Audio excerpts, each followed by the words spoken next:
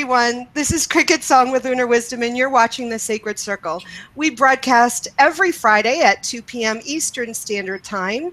My regular co-host, Lippy Witch, or Tara, is not with us today. She's exhausted, I believe, but hopefully she'll be joining us next week. But I have a special guest with me today. I'll let him introduce himself to you.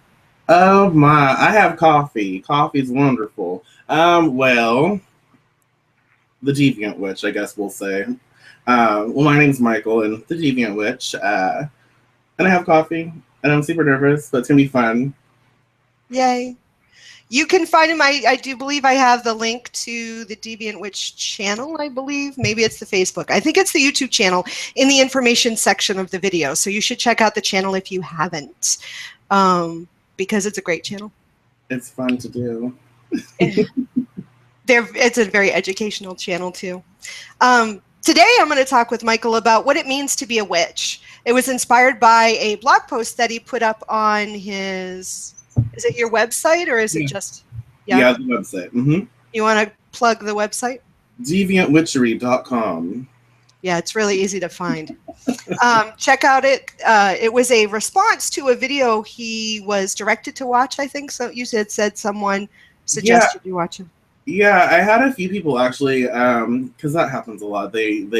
Someone, watches a video, reads a blog post, and is very fiery and expressive. And of course, if you know me, then the type of person that I am, I can't shut up. So I'm very expressive as well. So when I see things like that, I'm like, okay, okay, I'm going to speak up. So I saw the video, and I'm like, okay, well, I don't have time right now to do a video response. And I get nervous when I do my own videos. So I'm like, I'll just write a blog. And that's when I wrote that long blog post. It wasn't that long. It felt like days. Did it? Yeah. Yeah. So I read it, and I figured that would be a wonderful topic. Basically, what it means to be a witch. So this topic is inspired by Michael's blog and the video. So I'm not going to be talking exactly or asking questions about that video or necessarily about your blog, but about the topic of what it means to be a witch, because that sort of came up in both places. So I think we can start, because if you've ever watched any of my videos, anybody watching out there, I like to start with definitions so we all understand what we mean by certain words. So I'd like to start with, what is your definition of magic, Michael, when we're talking about magic?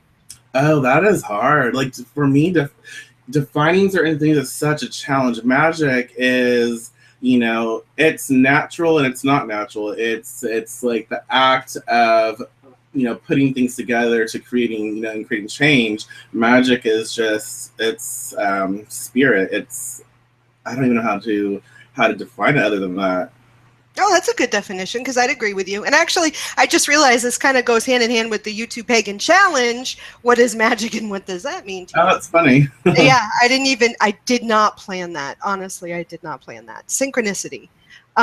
So when we're talking about magic, oh, look, it just got dark in my house. Sorry about that. Do you make a difference when we're talking about magic? Do you define it in terms of like white and black? Oh, no, I don't. It's hard. It just depends on who I'm talking to. I think sometimes to make a client or in conversation, like, to help people understand certain things, it's easier to express it in a certain way, like white and black. But I rarely do that, just because I think it does a great disservice to what it means to utilize magic. And people already, like, you say white magic, and they are like, okay, so there is something that's white magic. Or you say black magic, oh, okay, there is black magic, which, our understanding of both white, positive and negative, or good and bad. Did I freeze? No. Oh, okay. I'm like, I freeze all the time on my show. I'm like, did I freeze? So, it's hard not to express things in other people's, in their filters and the way they perceive, but sometimes you just have to not support the terminology. Right, because then, I mean, my thought is, if we're going to say good and bad, I mean, isn't that subjective too? It is, yeah. No, I hate. Okay, so good. All right, so, and I agree with your definition of magic. You know, I generally use it's the science and art of manipulating energies and or with will and emotion in order to create a change in your reality. That's what I go with. So I think, but it is more than that. I mean, it's like you said, it's like everything.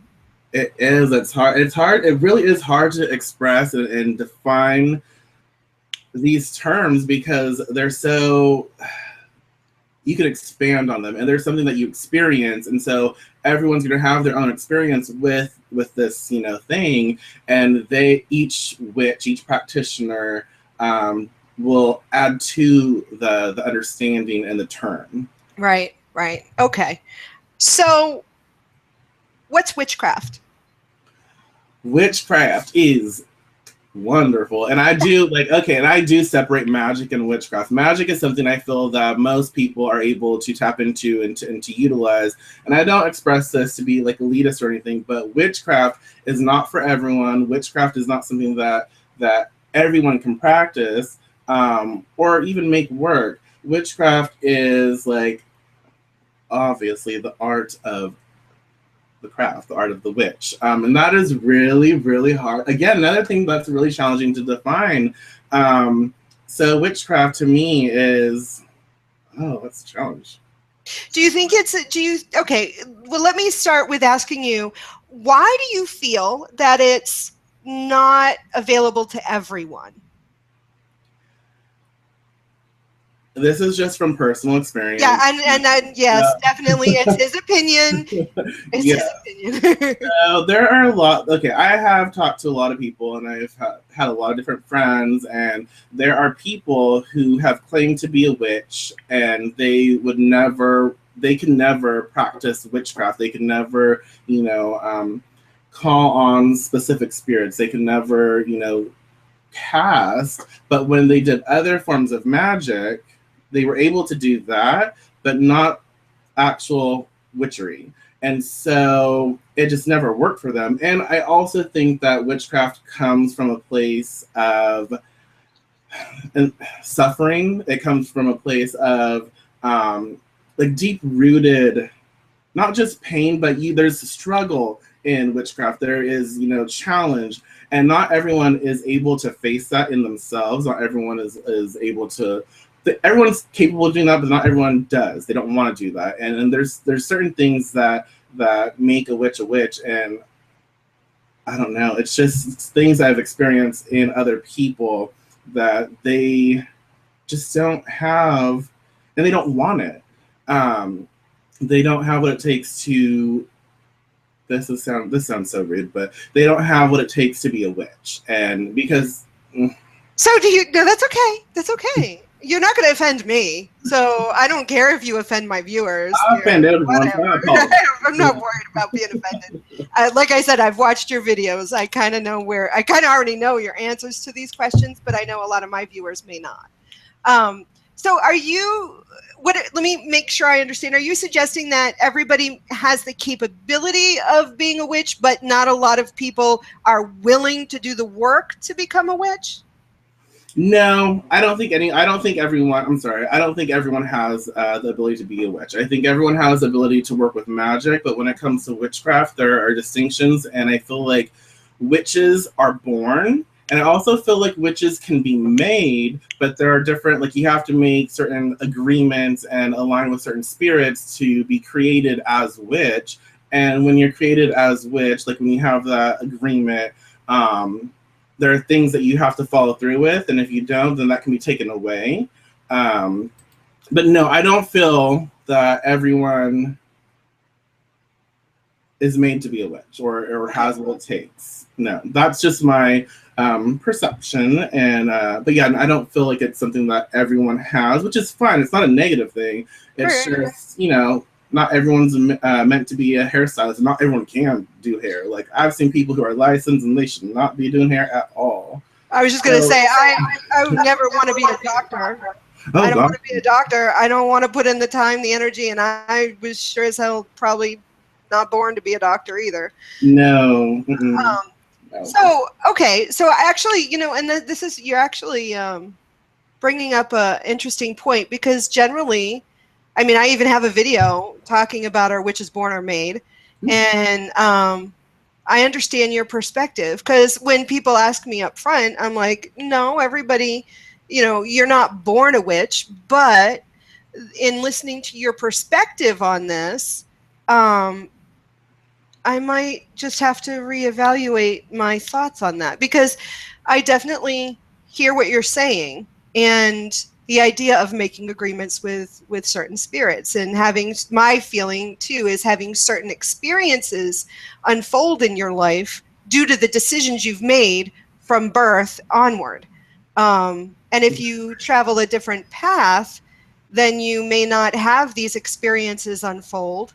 You may not be introduced to certain things, and then your path is going to change. And you may have been born for this vocation, but perhaps you made some sort of decision and you sort of shied away from it and decided, no, I don't want this. Do you think that's possible in your experience?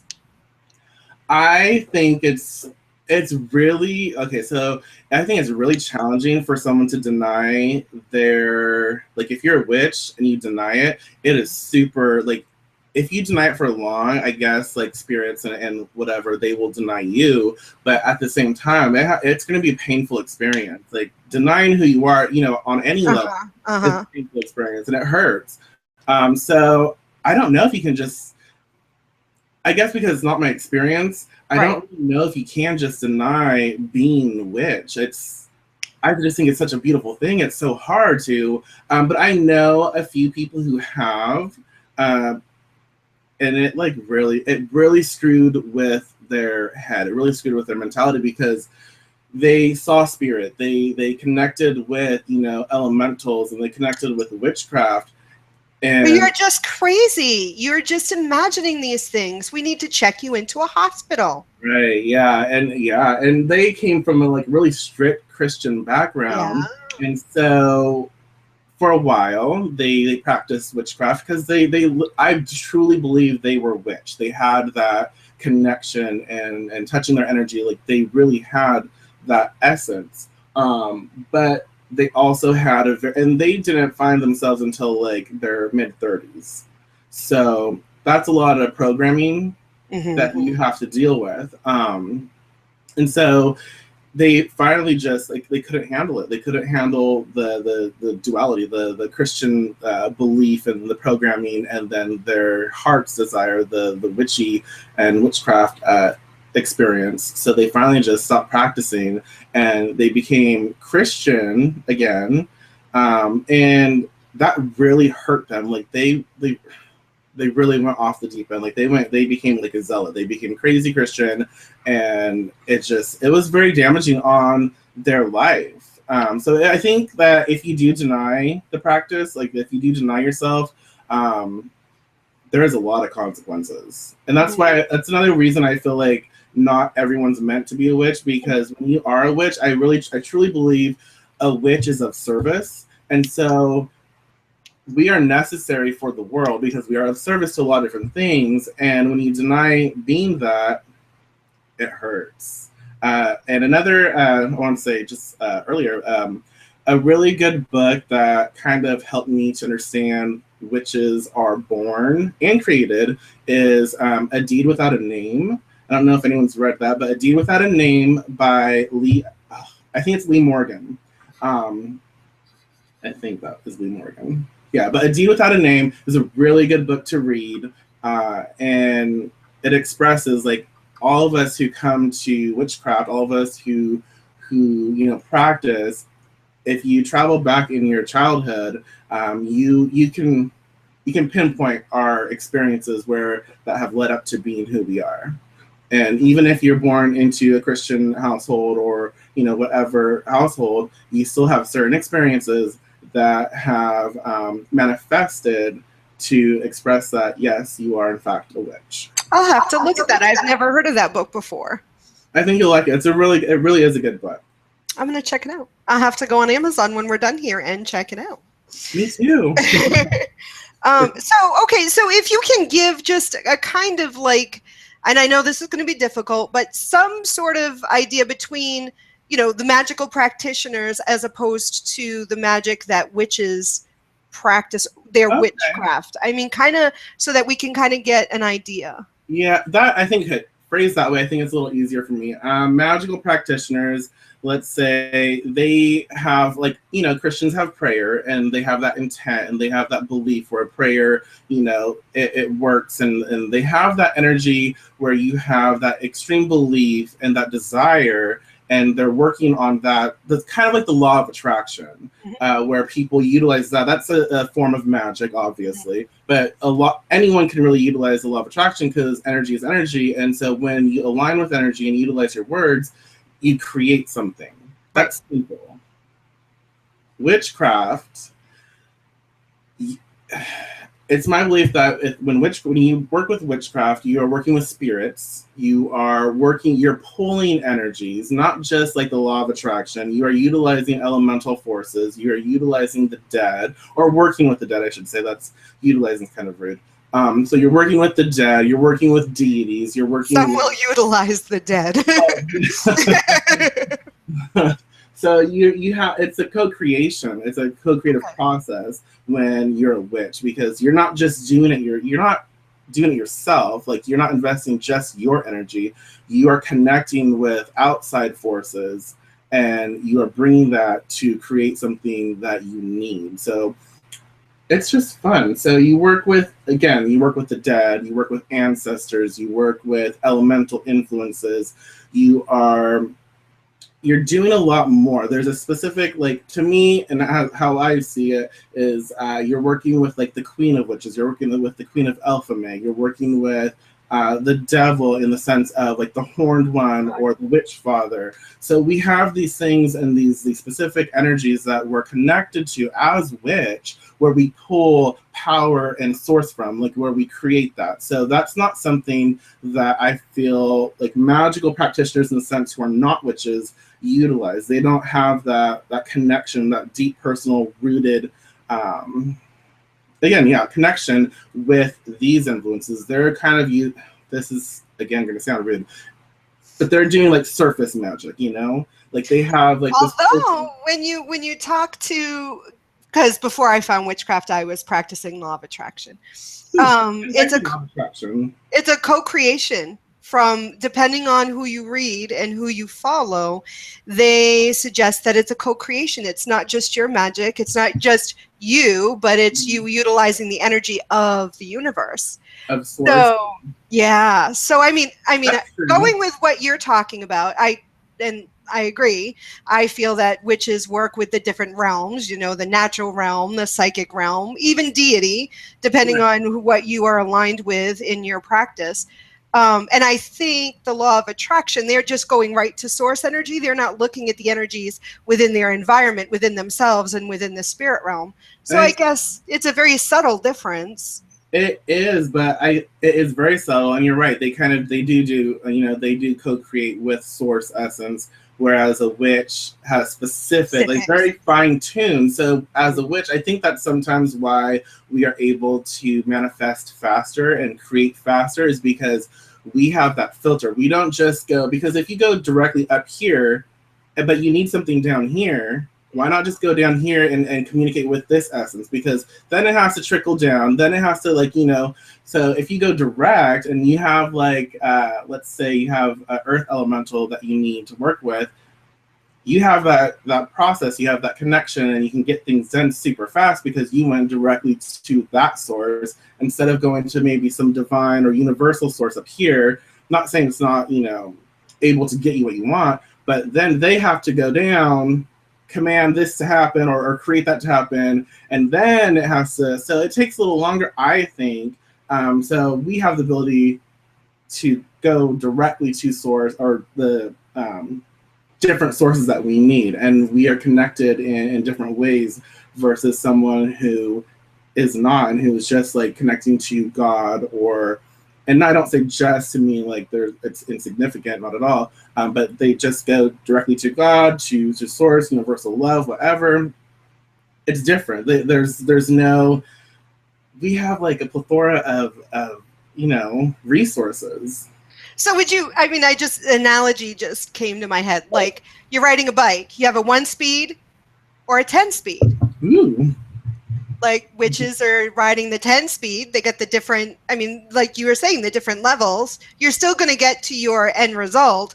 And law of attraction, and again, not to degrade it because I embrace law of attraction, the whole idea. They have a 1-speed. They're still going to get to where they're going, but they're going to connect with source or whatever they're calling God. Right. So you're still going to get to your destination, but with the 10-speed, you can fine tune what gear you want to go to. Right. So it's fun too, because as a witch, like we have all these different, spirits, elemental, like all kinds of things at our disposal, which we are able to connect with, and we make it personal. Yeah. And I think, and this is another thing that just like processed, when you are doing law of attraction or you're connecting just to universal source or, compassion, God, whatever, you have it's almost very monotone, that connection. I mean, you can be very passionate about it, but it's just, to me, I guess it's just monotone. As a witch, we have all these influences. And so when we connect, let's say, to an air elemental, earth elemental, this is a personal relationship that we are creating, and so they will look out for us. When you connect a certain way, and this is kind of what I've noticed with law of attraction, or we're going to be talking about law of attraction all the time. So you have that, and after they get what they want, it's done. Mm-hmm. But as a witch, when we create relationships with spirits, when we get what we want, we still have a relationship. And so those spirits might come back to us, or they might provide other services for us. So they're looking out for us. They're caring for us as well as we care for them. So it's like, I have your back, you have my back. Mm-hmm. It's a constant process. It's continuing to grow. Whereas in a different route, you get what you want, and that's it. You wouldn't perhaps be hinting at equivalent exchange either, would you? Mm. Yeah, definitely. The give and take, the whole idea of be careful what you're asking, because you in turn may be asked to do a service for what was sort of helped the aid that you were given. Yeah, that's not discussed about in law of attraction at all.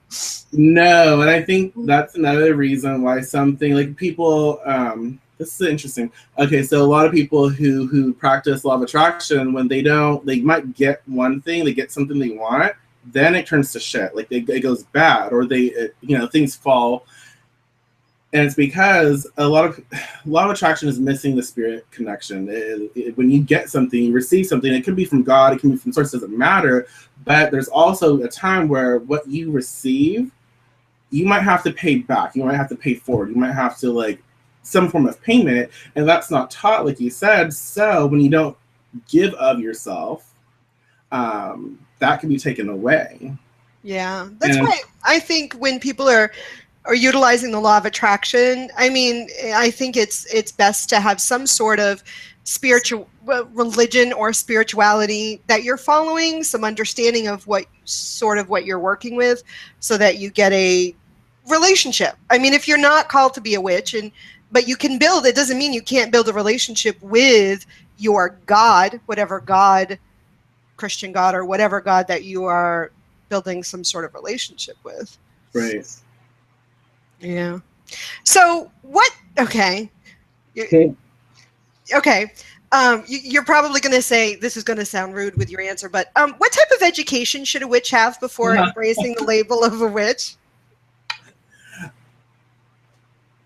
Yeah, I'm just going to be like an asshole today. So I told you, don't worry about it. I knew when I was typing up these questions that like I said, go for it. I think it's really hard because when you're a witch, you know it, and you can express yourself as witch, but you really should have a firm foundation as to what that means to you. You can't just say, "Oh, I like Sabrina," or "I like Teen Witch," and I'm Charmed.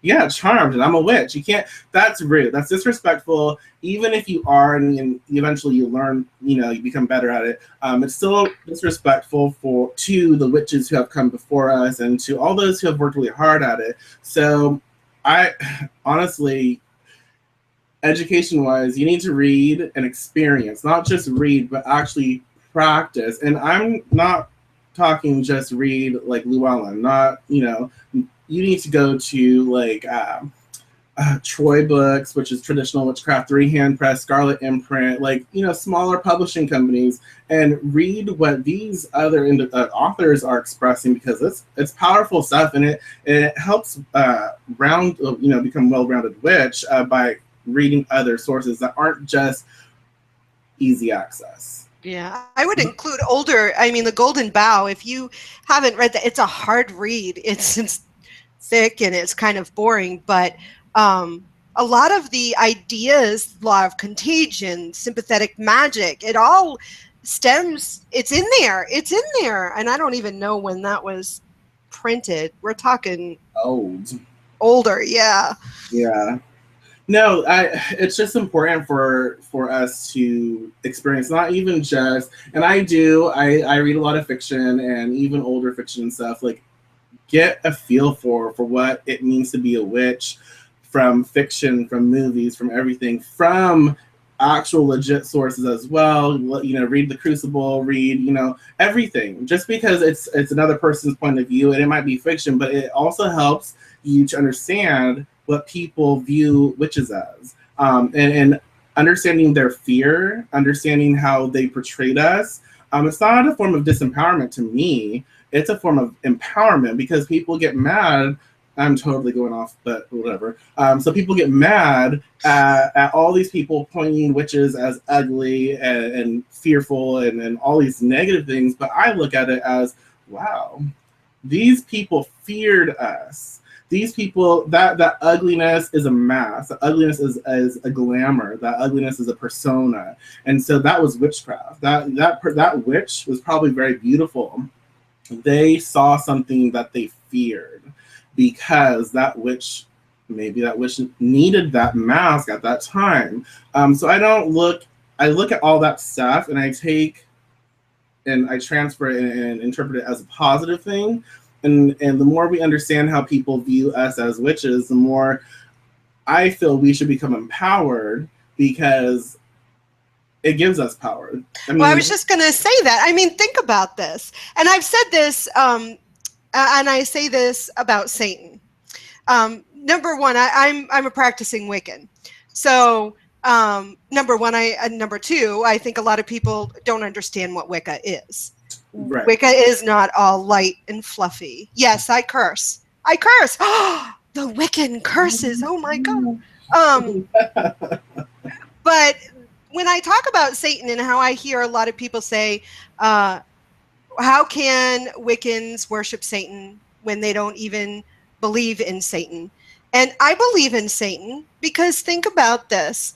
How many people out there worship something called Satan, and how many people out there are afraid of Satan? Think of all that emotional, raw energy that they're giving this adversary to the Christian God. Right. All these people believe in Satan, whether they worship him or not. They believe in it. They have this perception. They're feeding this energetic thought form. So of course it exists. Right. It exists. Right.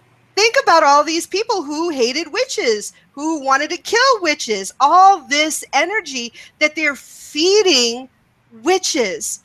And continue. Exactly. That is a lot of power. That's a lot of energy. And then to be a witch, to align with that label, that title, and claim it for yourself and be an embodiment of that. Oh my God. I make jokes. A friend of mine, Christina, if you're watching this, tell them that I'm your friend and I have the power of 10,000 witches. Yes, it's a joke, but it's not. It's not. Exactly. That's a lot of power behind that. We have a question from Shadow Sun. I'm sorry if you have already answered this question. I did not get your name. His name is on the banner there. I should have said, what type of witchcraft do you practice, Michael? What type of witchcraft do you practice? That is another challenging question. But before I get into that just gave me the chills. So Yes, let me process that. My practice of witchcraft, I really, that's very, again, challenging. I practice Deviant Witchery because it is my own. I have, and I guess people can say it's eclectic, but I try not to express that it's eclectic because I get to know the path that I'm working on. I have traditional witchcraft influences. I have, like hoodoo and conjure, but I respect each practice, and I don't like take and take. I make sure to incorporate the whole. So it's really hard. Deviant witchery is my practice of witchcraft because I just get crazy. I get deviant, do what the spirits ask of me. I do what I feel called. And it's more traditional. It's not Wicca, and not to say that Wicca is a bad thing. I think more traditional Wiccans and people who understand what it is, like you expressed, I think it's beautiful, and I know very, very few Wiccans that actually align with true Wicca, I will say, instead of the watered down version. But whatever your choice is, look at me, I'm being all PC. Whatever your choice is, it's great as long as you own up to it. Yeah, I agree. And, true eclecticism is definitely an understanding how things connect and not just someone called me a Walmart Wiccan once, and I'm like, you truly don't know what I practice. Yeah, I'm not a Walmart Wiccan. No, that website, people of Walmart, like just popped up and I know, huh? Seriously. But yeah, true eclecticism is is like you were saying, taking things from different traditions, different ways, and making sure that they meld together, that that they're working together. It's not. Oh, don't even get me started on the eclectic. That's honest. I know I'm the same way because that's why I try not to express anything I do as eclectic because of what people interpret it as, and I don't want to align myself with that because that's not what I am and who I am. Yeah. So yeah, that is a. Yeah, I know. I hear you. She also wanted to know, would you say that the law of attraction is the only difference between magic and witchcraft? Yeah. No, not really, because like witchcraft, again, you have something in you where you're connected, and I believe this true for all witches. So, and that's not necessarily the case for everyone, but as a witch, you're connected to like the eternal Sabbat. You're connected to like the devil or the horned one. You're connected to ancestral witches. You're connected to the 10,000. All that those witches that have come before us. Not just the witches who have come before us, but you're connected to the witches who will follow. Exactly. And you're connected to a lot of spiritual forces. You're connected to the land, and if you know someone who's very avid with the law of attraction, and you as a witch, you can connect with their energy and you feel a very distinct difference. You can feel it's not a negative difference, it's just very distinct. This is who they are. They believe in law of attraction. They believe that energy flow, and it feels a certain way. As a witch, it's very chaotic, but like organized chaos. You have this raw essence. You're tapped into so much. And so there's a lot of minute differences, which is very challenging to express. But there's a lot of, common, things with other practices. But yeah, I think it's a whole spirit connection, the whole, connection where we are of service, we are of the land, we are, connected to the witches who have come before us and all of that energy. So there's differences for sure. Yeah, I agree. And I think, when you're describing, I think being in a room with someone who does not call themselves a witch and would never consider themselves to be a witch, but who can manifest through law of attraction their aura, their electromagnetic energy, their field around them, you can definitely feel a difference. And it's not, like you said, it's not good or bad. It's just different. It's different. And even I find when we work in our group, in our coven, and we do energy work, and we do this exercise where I will have someone blindfolded and with their back to the rest of the group, and one of us walks up to them to feel their energy, you can feel the differences depending on what their talent is within witchcraft. If they're an herbalist, or if they're someone who works with a lot of stones, or if they're someone who is just a diviner or a channeler of the spirit realm, you can feel the differences in their subtle differences.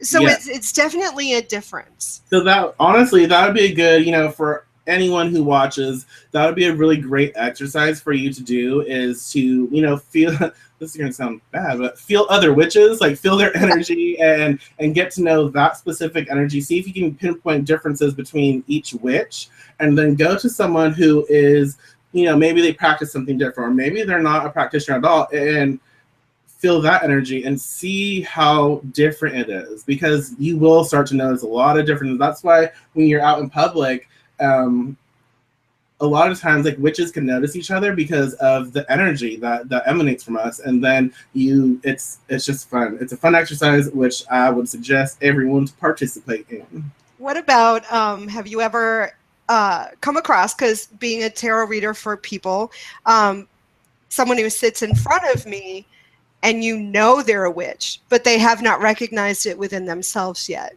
And you're just sitting there and but they're like confused, and maybe they're asking about spirituality because they feel like they're at a crossroads, and you just know that, give them a year. Give them, that they are going to come out of the closet as a witch. Yes, yeah. It's funny because you do, like, as you're reading for someone, you get personal because you mingle with that energy, and so you can see it very clearly. You're like, "Aw, how?" I know, exactly. I want to tell you.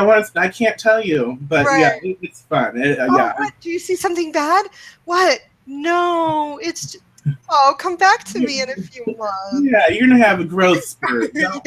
Exactly. Shadow Sun asks, what are some of the sources that you have found to be useful in your practice as a witch? Okay, so like books, or like for me, book sources would be like the Goodly Spell Book. I really love that book. I don't know if you have it, but it's a really good book. It talks about like the hand gestures. I like it. It's inspiring because it's not, I guess, because a lot of people, a lot of books are the same. That one has a lot of different things that you can expand on. Let's see. Traditional Witchcraft by Gemma Gary is a really great resource. Another one, like honestly, I haven't disliked anything from Troy Books. This is The Devil's Plantation. Another good book. I just love books. I honestly do. But as a witch, honestly, my best resource is my connection to spirit, is my connection to the world around me. So like just going for walks and communicating, and even tarot, like divining and just getting a feel for the cards, looking for different symbols. And even as I go out in the day, I look, I will like meditate and ground and center, and then I'll just open my eyes, and the first thing that pops into my head, or the first thing that I see, I'm like, okay, I'll focus on that. Like, what does that mean to me? What color is it? Is it a bird? Okay, what do birds represent? Like, I utilize, yes, I have a lot of books and I love them, but the best resources are out in nature, are the personal connections that I have with spirit. And it's just about training yourself, meditating and looking at different things and feeling their energy. Like outside, I have a big ass lemon tree. Those things hurt because those are evil. But like I'll look at that, and then I will, I'll look at the lemon, and I'll put that in my mind, and I'll see it's beautiful and yellow. And then there's a hummingbird out there, and I pay attention to the flow of energy, and I think that's the best resource, as opposed to any like book or course. But yeah, I agree. I'm rambling. That's okay. Have you ever read Witchcraft Theory and Practice? Yes. This one? Yes, I like that. I love this book. This is an amazing book. Yeah, it's one of my favorites. I got rid of a whole bunch of my books, but that one will never leave my bookshelf. No, that is a really good book. It's very to the point. I love it. Yes. She doesn't apologize for anything either, which I appreciate. She does not. No, she doesn't. I don't know. Does she write any others? I should look. Doesn't she have like a tarot book or a tarot deck or a tarot? Does she? I think she. Oh shoot! I'm gonna look. I'm gonna look again. I'm making a list of things to look up on Amazon. With it, so we say. Oops, I'm sorry. Go ahead. No, you're fine. This is a necessary read. It's not like a how-to, but it's an expression of Apocalyptic Witchcraft by Peter Gray. It honestly is an amazing read, and I feel like all witches should read it. I'll let y'all look it up and find out what it is. But I don't know. This is just a book that like transformed my perception of witchcraft and helped with expanding on the practice and the understanding of being a witch. It's a really good book. It's a good read. That book I talked about, Shadow Sun, is by Lee D. Angeles. It's Lyde, 2 words, and then Angeles, Angeles. She asked who it was by. Yeah, I'm not going to even pronounce that name because I know. I feel like I'm going to get it wrong, and I'm like, she's going to. I know she's going to. Lyde Angeles or I don't know. Yeah, hopefully she doesn't get too mad. I'm promoting your book. Okay, so is there a moment when someone can adopt the title witch?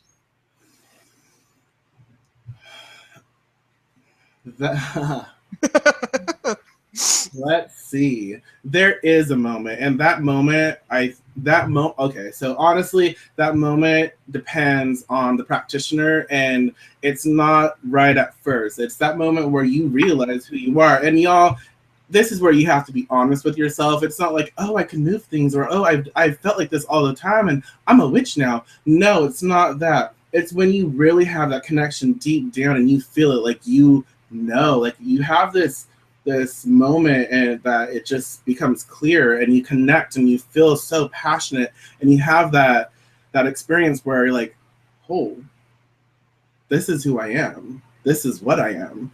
And that usually comes with a lot of internal work and a lot of work where you have practiced enough where you connect with different influences, you connect and you become and you finally realize that this is you. This is that missing part that you have always longed for, that has, even as a child, you felt something call you. And so when you connect with that energy, you're like, I'm home. But that usually does not come until, again, after you have practiced a little bit and you really have released a lot of internal shit where you're like, okay, I'm honest with myself and this is who I am. Like, I don't fear myself and I am very comfortable in expressing that I am a witch.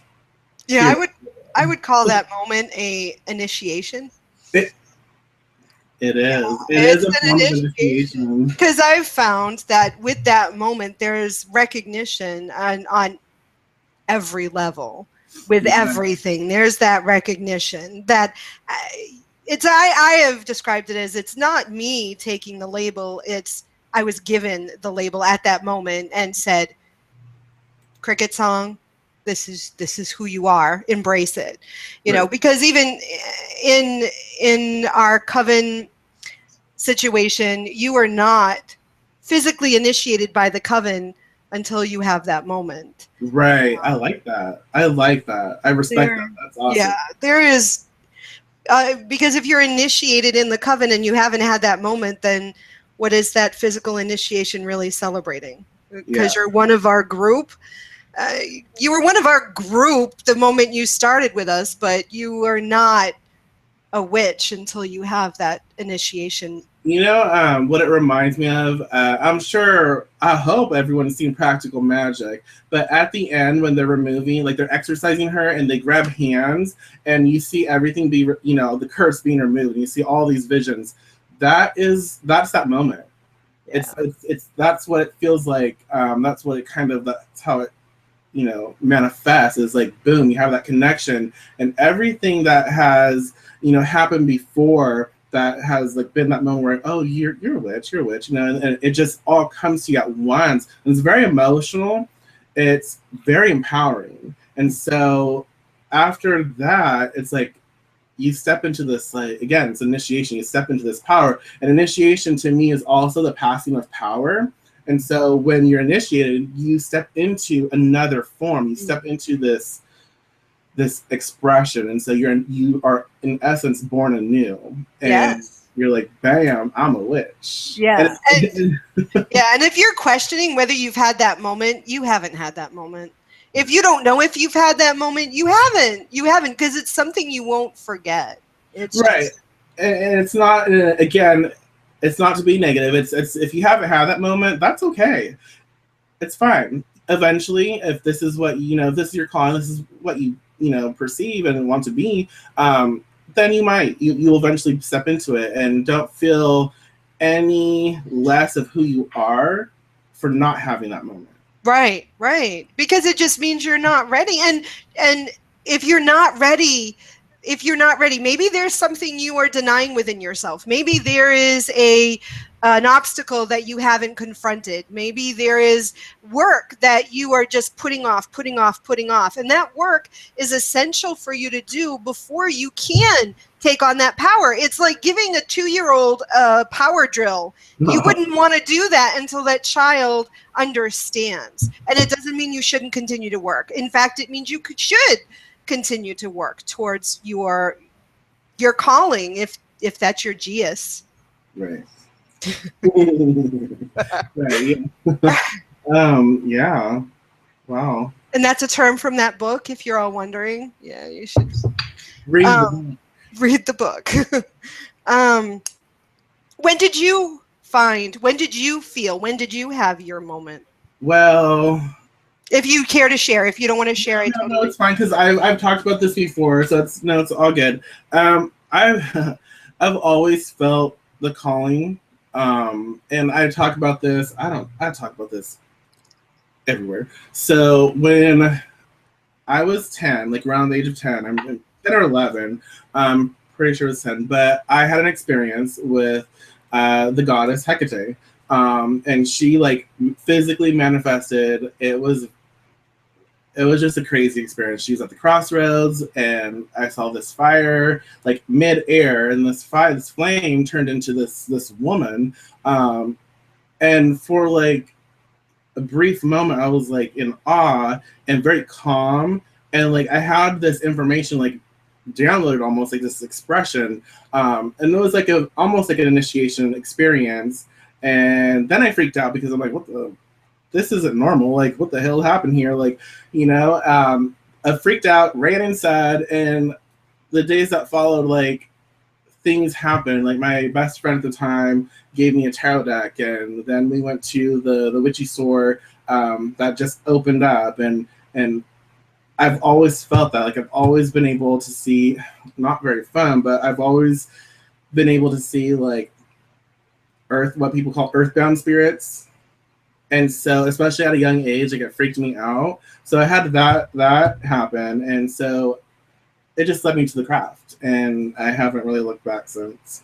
Wow, that's strange, because I was one of those people that was brought up in a very Christian household, and I can remember reading cards. I was playing Gypsy with a playing deck of cards, reading for my sister, pretending, around that same age, around 10. We were both very young. Yeah. She's 4 years younger than me, but it wasn't accepted. I mean, right. You know, I was Christian, and I had imaginary friends, or I was told they were imaginary, and I lived the majority of my childhood daydreaming. To escape my childhood. I could tell you the whole landscape of where I went, and just sat there and would spend hours and hours with my friends in that other make-believe place. I think that's awesome. And I was raised, or they tried to raise me Pentecostal. Oh my gosh. I know, crazy, like crazy. But even when I would go to church, it was a weird experience always. Church is boring to me anyways, but at that, at a young age, even as I got older, I would just sit and look up, and I would travel. Like, I would see like this bright light, and I'm like, am I talking to God? Because I would have conversations. I'm like, oh shit, this pastor think he's talking to God, but I think I'm having like a direct connection. But but I would like, and then I would come out of it, and I'd be like, oh, am I drooling? Like, what? Shoot. But really, yeah, it's been a very interesting experience, and you do know, like, again, as when we're young, like, we have those signposts, those markers where we understand who we are, and we just have to develop that. Yeah, I didn't. I thought I was called by God to be a nun. So I was going to go become a Catholic nun. I was, until I went to college. Yeah. And I was having conversations with Mary, not with God. Aww. Yeah, with Mary. Nuns are like evil. Like, they scare me. What scares you? Nuns? Nuns are horrible. I think they're like demons. Hey, demons in a good way or a bad way? I think it just depends sometimes. Creepy. I thought they were always mysterious until I spent a day with them, because I said, I've been called by God to be a nun. And the nun said, you need to like really, explore before you make this decision. Thank goodness. And thank goodness my parents weren't like, yeah, go be a nun. But yeah, no. Which is probably a good thing I went to college and I went all crazy and realized that's when someone first introduced me to magic. And she was trying to tell me that the moon is a goddess and the sun is a god. And I was like, what? You're telling me that the moon, it is a rock, is a god? Are you insane? It was so funny. But that's interesting that you were called, like, you felt called to, and obviously nuns are of service. That's a calling. So that's interesting. Like, you found your way, like the way you were supposed to be of service. So that's neat. Yeah. Well, after that, before I embraced witchcraft, Wicca, I was a Jehovah's Witness too. Really? So I was really in service. Yeah. Yeah. But no birthdays. Huh? No birthdays. Like, no parties. No parties. I love a party. No parties. I could never be a Jehovah's Witness. I have some friends who are like, they really are, and they're pretty amazing. But I'm like, but no parties. Yeah. No, and actually, at the time, I was married to my second husband, and I had 2 kids. He would celebrate, and I would lock myself in my bedroom and read scripture while he had people over and celebrating. I'd be like, you're going to hell. You're not going to be resurrected. These are the end of days. And it was around 9/11 that I was a witness. Yeah. I was so freaking scared. I remember I was working door to door with my daughter, and my son was in, was it 9? No, it wasn't a 9/11. What? No. Well, yeah, maybe. What year was that? I can't even remember. It must have been. Was it 09? Yeah. I can't even remember. Oh my gosh. Yeah, it was just crazy. I thought the world was ending, and my son was in kindergarten, and that's it. We were going to be separated, and Jesus was coming again and was judging us, and we were not. Oh my God, it was terrible. That would give me like terrible anxiety. I had so much fear. It wasn't even funny. Oh, I couldn't. No, I can't live like that. No, neither can I. Are you kidding? Oh. I have great love for those who are living with that every day, because the fear is overwhelming. The guilt, the shame, and the fear is just terrible. But okay, we've digressed. We have like 3 minutes, and I still have 1, 2, 3, 4, 5, like 6 questions. Oh my gosh, let's knock them out. Let's knock them out. Right, okay. What are your thoughts on deity and witches? Like what? So, well, you kind of talked about the idea of the devil or the horned god and the queen of the witches. Is that how you referred to her? Yeah, the queen of witches, the queen of Elphame, the witch mother. Yeah. All witches worship a deity in some I think, or work with, or yeah, however you want to term I'm it. like, well, worship is interesting. I do believe in worship, and I think that's a cool term, and it promotes a specific energy. But I think witches, we more so like work with, we align, and we celebrate with. So it's like a partnership. And yes, I do believe that. I think that as witches, we are aligned. Like no matter what, again, this is my belief. No matter what, there's gonna always be the witch father and witch mother, and we always experience them on some level. So they're always tied to us because we're witch, and they, hello witch. But yes, I do. I think deity and the witch is very important. I don't think that everyone has to have a specific like patron deity, but working with like God source, cosmic, Aphrodite, Pan, Dionysus, whatever. When you work with deity, it creates a specific energy, and it's again another form of power, another form of magic where we just have great results. So, yeah. Okay, I agree. I totally agree. What do you think of? No, I'm sorry. When you think of the word witch, what characteristics, like if you were to say traits that witches embrace or reflect, or Ooh.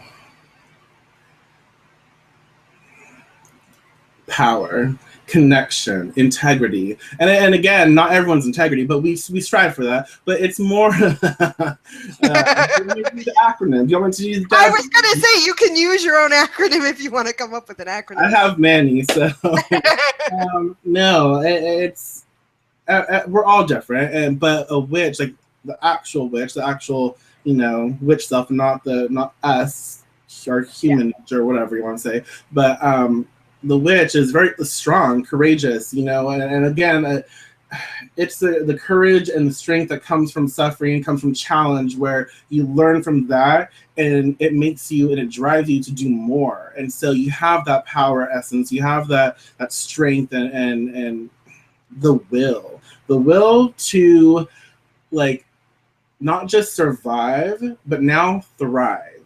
And there's just so much that can be said about the witch, and those are just a very few that express it in a great way to me.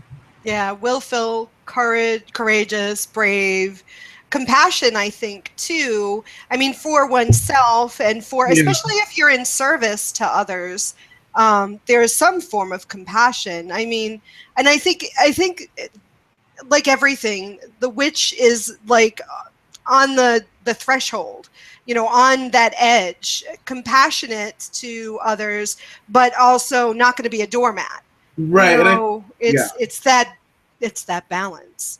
It is balance. But I think that compassion, we need to understand that compassion doesn't always mean nice. It means understanding what is necessary and doing what is necessary. Sometimes compassion means having to break the bonds of something because you respect yourself, you respect the other individual or situation, and sometimes compassion can bring pain, but exactly.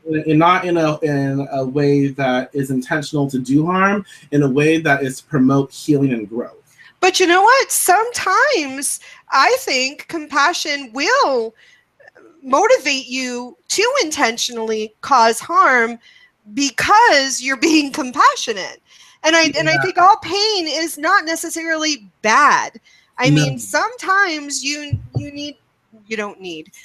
sometimes I think it's beneficial to embrace the pain in order to move forward through whatever it is that you need to experience for yourself. Yes, I absolutely agree. Yeah. It's 3:00. All right. Well, maybe I can convince Michael to come back and we can have another conversation. Maybe. Yeah, Awesome. for sure. Awesome. For the viewers that have been watching, thank you for being a part of the show today. Tara, we missed you. And for those of you who might be watching this on my channel in a recorded thing, if you have questions for me or Michael, leave it in the comments to the video, and I'll make sure I forwarded it in case he doesn't see them. And tune in next week. I actually don't know who I have scheduled next week, but I will be here Friday at 2 o'clock p.m. Eastern Standard Time for another episode. Michael, thank you for being a guest. Well, thank you. Awesome. And everyone, I love you. Have a wonderful day. Peace.